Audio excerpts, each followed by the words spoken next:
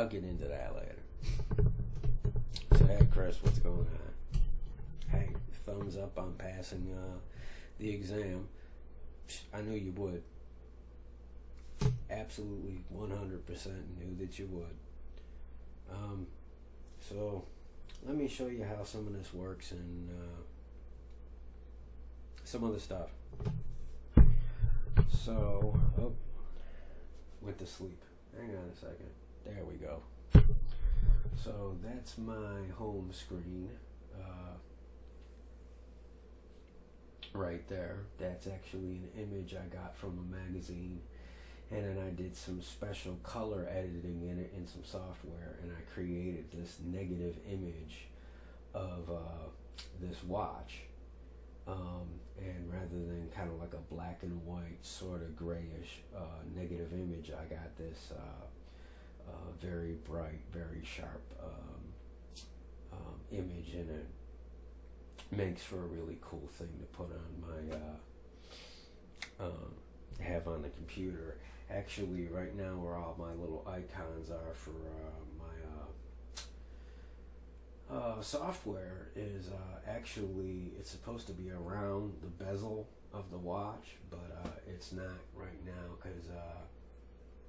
because I just turned this computer on. It had been on for a while, and when it booted up to that screen, it reset all my my icons. So. It looks much cooler when I had it set up with, everything set up around the bezels. Anyways, so let me show you a little bit around here. As I said, I haven't been doing much recording lately.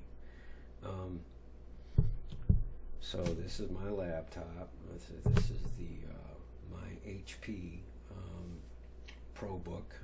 Okay, I got a video I'll be loading up on that soon. That's screen 1, that's screen 2, which I don't have on right now, but what the heck, we'll kick it on real quick.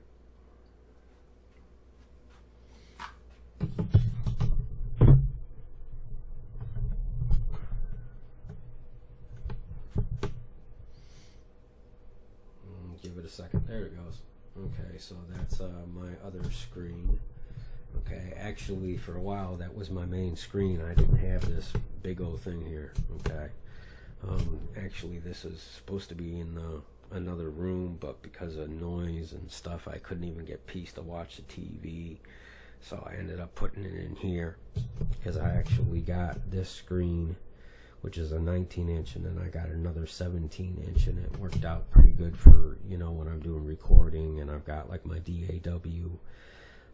Screens on here, and then I have like my either instruments or other software on another screen. So, but I ended up putting this in here right now. That's a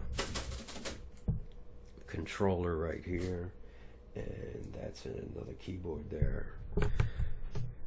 That is a Acer laptop, which I haven't used in a while. And then this beast in here, well, we'll get into that one at some point in time. You'll see some videos on that. It's pretty late right now, and this is like my third attempt at this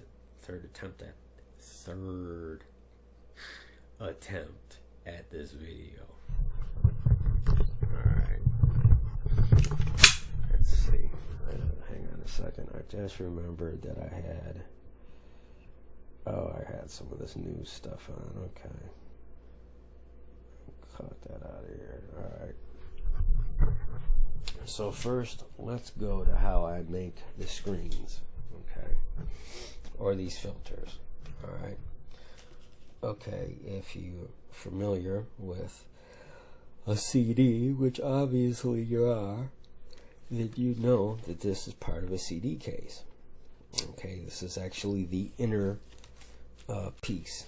Okay, that little black piece. Alright, what I did was I took this and I made fabricated a little frame out of it to hold the screen that goes right in front of this intake. Okay,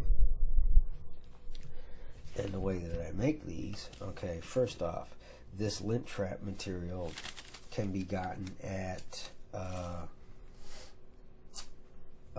like a supply store, a part supply store for washers and dryers, okay? And you can actually get quite a lot of this material if they still do it. They make a bag made out of this stuff, and you use the bag to put over your flexible holes off the back of the dryer for when you don't have anywhere for the dryer to vent out to. So what that would do is that would trap all the lint that made it past the dryer's own lint trap. Okay, so that's where I got you know, this material from. Now you could use stocking material, but stocking material fuzzes up real easy, and it just doesn't have any ability to clean. And the only way to get it to work sort of like this stuff is you got to stretch the heck out of it and then tack it down, which is difficult to do. This stuff you only got to slightly pull it taut.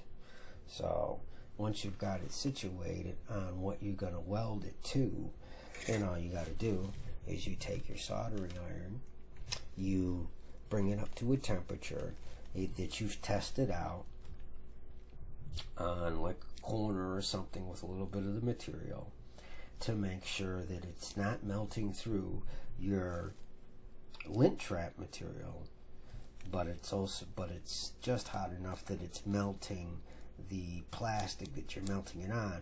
And usually it's not too difficult to get it dialed in, because this being such a fine material, it doesn't transfer heat all that well, so the heat from the tip of your soldering iron doesn't really pick into it all that well. So usually it's not too difficult to get it dialed into where, you know, you're getting a perfect temperature, and then you just go along it, welding it in place, and you know, and making a couple of passes in a situation like this, okay? And then once you've got that all done, you know, you've got a nice, secure, you know, relatively easy to clean and maintain filter that gets a heck of a lot of that crack, keeps a heck of a lot of that crack from getting in your system, okay? Now, to make the one for the back of it, for the CPU vent on this particular setup, which you're familiar with, you could use something like this, which is actually more ideal. But the last one that I made, which I don't have to show you, I'm actually going to be making another one. I used one of these. Okay, so I just took the top of this, I cut the top off, and then I took some material, and like on this, you know, put that material on here, got it situated, and then started tacking it down, and then kind of, you know, stretched it out, tacked it down, stretched it out, tacked it down, and then went around it, you know, all the way, you know, around it, filling in all the gaps that I hadn't welded. You know, I just kind of like pulled the top, making sure that when you do that, you don't do it wrong to where you end up with slack, you know, in a section, and then you end up with, you know, a crease, because you don't want to crease. You know, you don't want to crease through your material here, okay?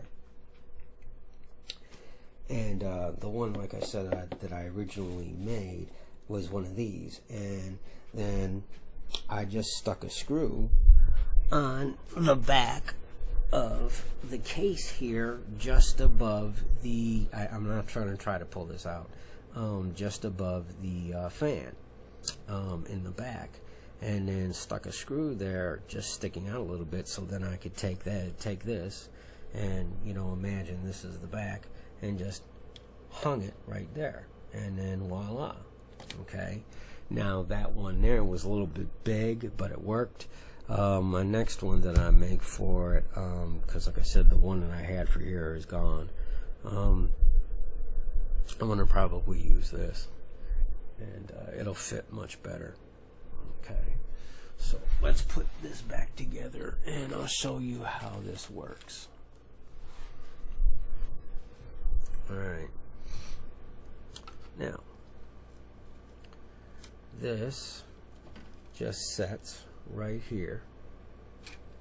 Kind of get that all situated. Okay. See how I got a little cutaway right there. So my switch is all, clear. Okay. There's my status light. Activity light, and that's my status light.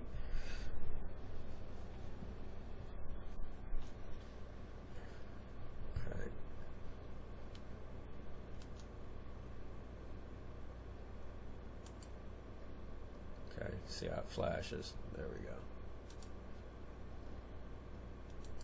Okay. So all that's still connected, right? Now, the way that my CD trays work right here, and first let me close these up. Okay. The way that my CD trays work is I just took this, made this image. I did some editing on it. That's my symbol right there. I think you probably recognize it. And that's me at my studio when it was set up at a different place, in a different way. And then there's some speakers right there that are from good 16 years ago.